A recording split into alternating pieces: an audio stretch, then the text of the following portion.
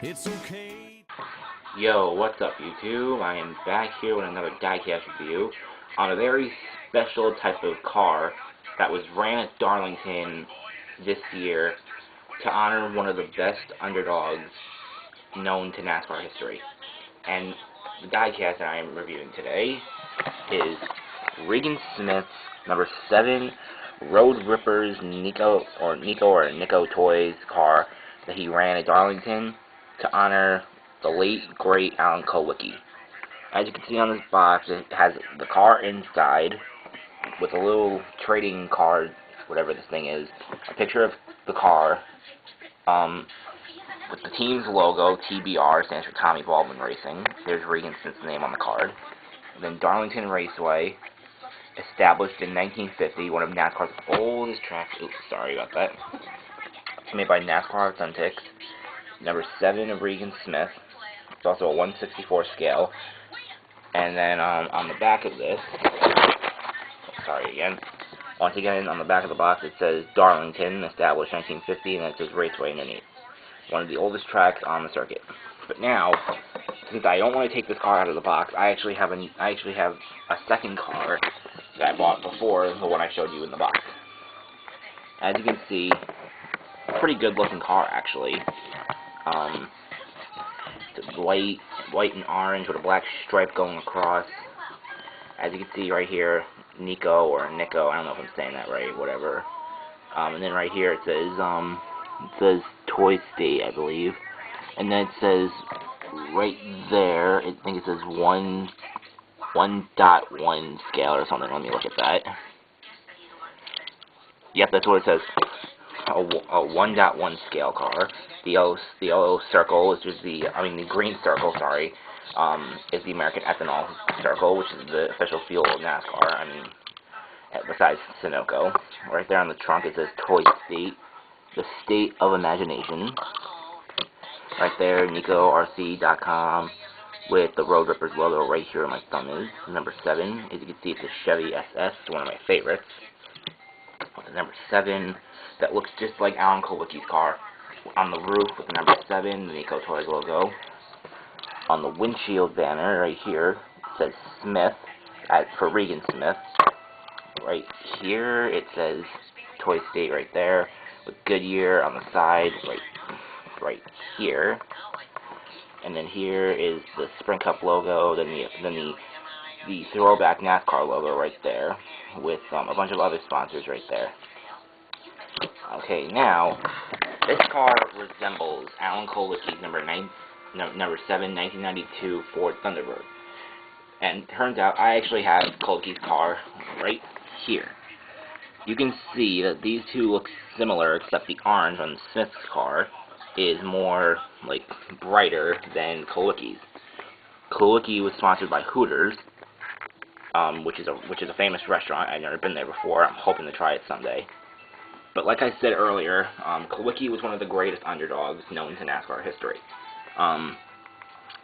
He won the 1992 NASCAR Winston Cup Championship with an underfunded team which was owned by himself. He ended up beating Bill Elliott and Davey Allison in the greatest championship battle in history. And when he was racing that year, I think it was the season finale. Right here on the grill, it said Thunderbird. The TH was ripped right off it was scraped right off the grill, and it ended up saying Underbird, sort of like underdog. He was a true underdog. He had a short career that didn't span for many years.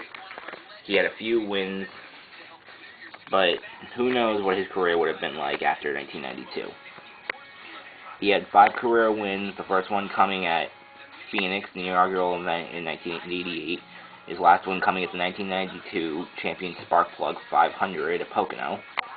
His first race was in 1985 at Richmond, and last race, the Trans-South 500 in 1993 at Darlington. But the thing is about Alan Kulwicki, his career was cut short. I mean, really short. His career only lasted him 9 years, and who knows, like I said, what his career would have been like. because on April 1st of 1993, Kulwicki was flying to Bristol, Tennessee to compete in the Food City 500 with a bunch of executives and employees from his team and Hooters when the plane that they were flying crashed as they were approaching the airport. No one survived that crash, and Kulwicki was killed. He was only 38 years old. It was one of the saddest moments of that year, besides losing Davey Allison, another person, or should I say driver, who battled Kulwicki for that 1992 championship. People always question, like I said, I'm going to say it again, what his career would have been like. I'm saying he maybe would have gotten maybe a top 5 championship position after that, maybe a few more wins, but he was a true underdog. Regan Smith is also an underdog as well.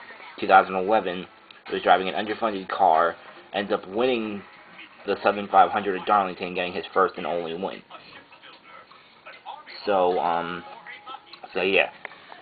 It's a pretty nice car compared to Kulwicki's car. The only thing that disappointed me is that they didn't get Hooters as the sponsor. Hooters ended up sponsoring Greg Biffle, who had a Kulwicki paint scheme as well. But Biffle drove the 16. The only thing that is, this is literally the same thing, except the sponsors. The same number font, the same colors, except the sponsor. Alan Kulwicki will always be remembered as a true underdog, and obviously I wasn't born when he died or when he was racing, but if I was born, it would have been an honor to see him race. And also another thing, I forgot to include this. When Kulwicki won his first race and when he won his championship, he ended up driving the opposite direction like this on the track and just driving off like that, what he called a Polish victory lap. And drivers still do that to honor Kulwicki. The Polish victory lap is actually when the driver's compartment right there, where the window net is facing the grandstands and saluting the fans to say thank you. So like I said, people still do that today to honor Alan Kulwicki, and that's what really made him famous, was that Polish victory lap. So yeah, right now I am going to sign off right now, but also I don't normally do this in my videos, but it might seem strange to you, but I feel like it was the right thing to do. I want to dedicate this video to one of my favorite actresses, Florence Henderson, who ended up passing away on Thanksgiving of this year, just last week, at the age of 82 from heart failure. She was known as Carol Brady on The Brady Bunch, and she was known for other notable roles in movies and TV shows. She will be remembered as a lovely lady on The Brady Bunch and other shows as well. She will be missed by all of us. And it's just, it sucks. She looked great for her age as 82-year-old woman, but it is what it is, I guess.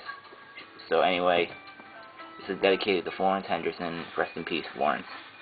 And this is also dedicated to Alan Kulwicki. Godspeed, Alan.